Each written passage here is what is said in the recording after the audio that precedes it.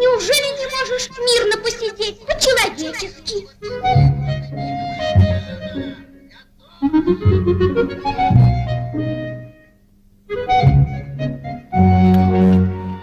Что он там? Опять шарит?